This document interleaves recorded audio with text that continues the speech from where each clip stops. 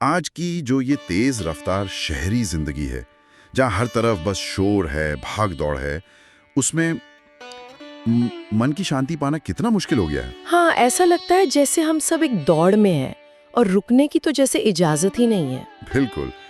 और ऐसे में हमारे पास कुछ दस्तावेज आए हैं जो ठाणे की एक ऐसी जगह के बारे में बताते हैं जिसे शांति और सुकून का एक केंद्र कहा गया है। ये जगह है त्रिमंदिर। और दिलचस्प बात यह है कि ये स्रोत इसे सिर्फ एक और धार्मिक स्थल की तरह नहीं दिखाते। सही। इनमें जो भाषा इस्तेमाल हुई है, जैसे शांति का द्वीप या फिर आध्यात्मिक समाधान, उससे लगता है कि ये कुछ अलग करने की कोशिश कर रहा है। हाँ बिल्कुल। तो आज हम इन्हीं स्रोतों के आधार पर यह समझने की कोशिश करेंगे कि इस जगह में ऐसा क्या खास है। इस पर विस्तार से बात करते हैं। और शुरू करने से पहले एक बहुत ही अजीब बात। क्या? स्रोतों के मुताबिक ये मंदिर ठाणे के बालकुम पाड़ा में है और इसका उद्घाटन 30 जनवरी 2026 को हुआ था। एक मिनट, 30 जनवरी 2026 मतलब ठीक आज ही के दिन। अरे हाँ, ये तो कमाल का इत्तेफाक है ना? इससे तो हमारी आज की चर्चा और भी खास हो गई है। ये हमें एक मौका देता है कि हम सिर्फ इसके बारे में बात न करें, बल्कि ये भी सोचें कि आज के दिन इसकी क्या प्रासंगिकता है। स्रोत ये भी कहते हैं कि ये सिर्फ ठाणे ही नहीं, बल्कि मुंबई के आसपास के इलाकों में भी अपनी शांति के लिए जाना जाता है। सही बात है। किसी भी जगह की प्रतिष्ठा, वो भी ऐसी रातों रात तो नहीं बनती। तो फिर सवाल ये है कि इसकी वास्तुकला, इसका मूल संदेश और इसका माहौल मिलकर ऐसा क्या बनाते हैं जो लोगों को इतना आकर्षित कर रहा है। चलिए सबसे पहले इसकी बनावट से शुरू करते हैं। ठीक है। स्रोतों में सबसे पहले मंदिर की भव्य वास्तुकला और उसके वातावरण का जिक्र है। कहा गया है कि यहाँ का माहौल बेहद साफ सुथरा, शांत और सकारात्मक ऊर्जा से भरा है। अब भव्य तो कई इमारतें होती हैं, पर यहाँ की भव्यता में ऐसा क्या खास है? क्या स्रोतों में इसकी बनावट के बारे में कुछ और जानकारी है, जैसे ये किस शैली में बना है? हाँ, ये एक बहुत अच्छा सवाल है। स्रोत बताते हैं कि इसकी डिजाइन में पारंपरिक नागर शैली और आधुनिक वास्तुकला का एक मिश्रण है। अच्छा। बाहर से देखने पर यह प्राचीन मंदिरों की याद दिलाता है, लेकिन अंदर का जो डिजाइन है वो बहुत खुला और हवादार है। और पत्थर के बारे में कुछ? हाँ, जहाँ तक पत्थर की बात है, दस्तावेजों में इस बात पर जोर दिया गया है कि इसमें सफेद मकराना मार्बल का बहुत बड़े पैमाने पर इस्तेमाल हुआ है। मकराना मार्बल मतलब वही पत्थर जिससे ताजमहल बना है? बिल्कुल। और ये सिर्फ एक महंगा पत्थर नहीं है।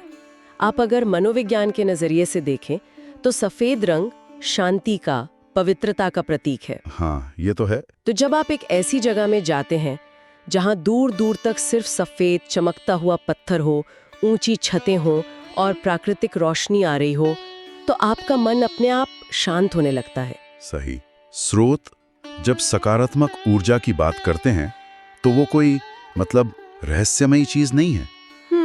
वो इसी सोची समझी डिजाइन का नतीजा है। ये भव्यता आपको छोटा महसूस कराने के लिए नहीं, बल्कि आपके मन को विस्तार देने के लिए बनाई गई है। ये तो बहुत दिलचस्प है।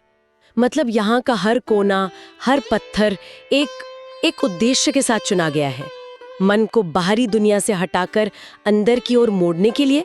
बिल्कुल। लेकिन ये शांति का एहसास सिर्फ साफ सफाई या खुली जगह से तो नहीं आ सकता। नहीं। इसका मतलब है कि इस इमारत के पीछे जो मूल विचार है, जो दर्शन है, वो भी इसमें बहुत बड़ी भूमिका निभाता होगा। स्रोत इस बारे में क्या कहते हैं? आप बिल्कुल सही जगह पर पहुंचे हैं। यहीं पर ये मंदिर सिर्फ एक सुंदर इमारत से कहीं ज्यादा बन जाता है। स्रोतों के अनुसार इसका सबसे बड़ा मिशन है अहिंसा, शांति और समभाव के सार्वभौमिक संदेश को फैलाना। सार्वभौमिक मतलब ये किसी एक धर्म के लिए नहीं है? नहीं, इसका दरवाजा हर उस इंसान के लिए खुला है जो शांति की तलाश में है, चाहे वो किसी भी धर्म या समुदाय का हो। और इसी से जुड़ी एक और अनोखी बात स्रोतों में मिलती है कि यहाँ जैन धर्म के 3 महान तीर्थंकरों के सिद्धांतों को एक ही छत के नीचे जगह दी गई है। हाँ। इससे पहले कि हम आगे बढ़ें, क्या आप संक्षेप में बता सकती हैं कि ये तीर्थंकर किन्हें कहा जाता है, ताकि सभी इस संदर्भ को ठीक से समझ सकें? जरूर। देखिए, सरल शब्दों में कहें तो जैन धर्म में तीर्थंकर उन महान आत्माओं को कहा जाता है जिन्होंने आत्मज्ञान हासिल कर लिया हो। अच्छा। और जो दूसरों को मोक्ष का मार्ग दिखाते हैं। वो एक तरह से आध्यात्मिक मार्गदर्शक होते हैं। ये मंदिर सिर्फ उपदेश नहीं देता, बल्कि अपनी बनावट से ही ये संदेश देता है। ये आने वालों को सोचने पर मजबूर करता है कि हम अक्सर बाहरी मतभेदों में उलझ जाते हैं, जबकि मूल सिद्धांत और अंतिम लक्ष्य तो एक ही है। सही। ये विचारों के संगम का एक भौतिक रूप है। ये सब सुनकर लगता है कि ये जगह सिर्फ पारंपरिक पूजा पाठ के लिए तो नहीं बनी होगी। स्रोत इस बारे में क्या कहते हैं कि लोग असल में वहां जाकर करते क्या हैं? आपका अनुमान एकदम सही है।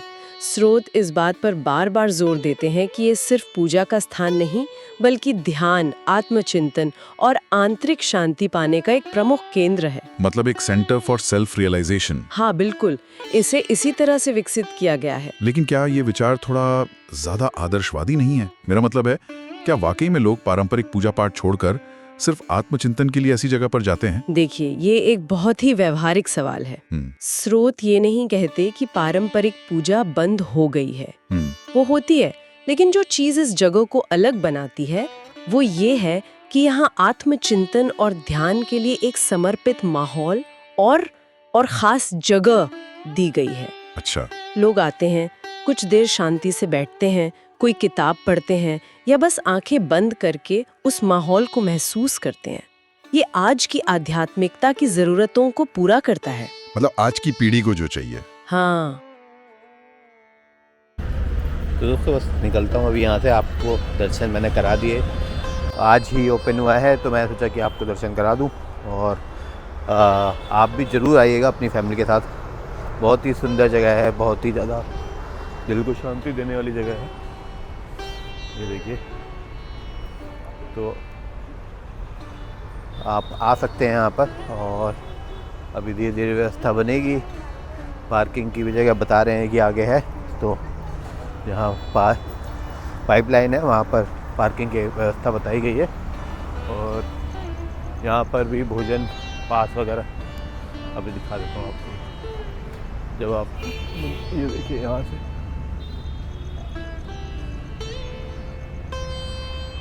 नीचे सत्संग हॉल है, पानी की व्यवस्था है, पानी पी सकते हैं यहाँ पे नीचे आके। लेडीज़ टॉयलेट, जेंट्स टॉयलेट यहाँ पर है, सत्संग हॉल यहाँ पर है। और ये देखिए ऊपर लिखा हुआ है सत्संग हॉल, ऊपर होगा। तो अभी बहुत कुछ होने वाला है यहाँ पर, बहुत बड़ा होने वाला है। पीछे भी सत्संग हॉल है, यहाँ किताबें वगैरह अगर आपको चाहिए तो सामान रख सकते हैं यहाँ पर। तो नीचे जो है सत्संग हॉल बनाया गया है। यहाँ इन्फॉर्मेशन के लिए कुछ अगर खो गया है तो यहाँ पर आपको मिल जाएगा। तो धीरे धीरे अभी सब चीज़ें व्यवस्थित की जाएंगी, और यहाँ पर देखते हैं यहाँ पर क्या है। देखिए बहुत बड़ा मंदिर होने वाला है, आगे तक है। और चलिए, मेन जो है मंदिर यहीं था, मैंने आपको दिखा दिया। अब मैं भी आपसे विराम लेता हूँ, और अगर आपको किसी और लोकेशन की वीडियो चाहिए तो मुझे ज़रूर बताना, कमेंट ज़रूर करना, और मिलते हैं नई वीडियो में। तब तक के लिए ये देखिए, त्रिमंदिर प्राण प्रतिष्ठा आज हुई है, और बहुत ही सुगंधित वातावरण है अभी यहाँ का। ये देखिए, दादा भगवान इंस्पायर्ड त्रिमंदिर प्राण प्रतिष्ठा महावीर जैन ट्रस्ट के अंडर ये आता है। और अगर मैं कुछ भी इन्फॉर्मेशन थोड़ी बहुत ऊपर नीचे हुई हो तो मुझे क्षमा दीजिएगा। यहाँ से देखिए सुंदर, कितना सुंदर है ना।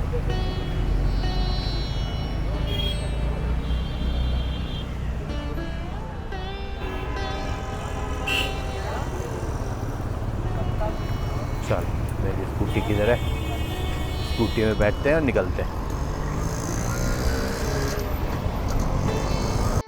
अगर आपको कोई और इन्फॉर्मेशन चाहिए हो तो ज़रूर कमेंट करना। कोई भी इन्फॉर्मेशन चाहिए हो ज़रूर कमेंट ज़रूर करना, और आना आप भी अपनी फैमिली के साथ, ठीक है। पार्किंग की जगह बता रहे हैं, पार्किंग की जगह आगे बता रहे हैं यहाँ पे, ठीक है। तो आपको मतलब ये माझीवाड़ा से 5 मिनट की डिस्टेंस पर है। हाईवे से नीचे जैसे उतरोगे, लेफ़्ट लोगे तो आपको ये बिल्कुल यही लोकेशन आ जाएगी। चलिए निकलते हैं।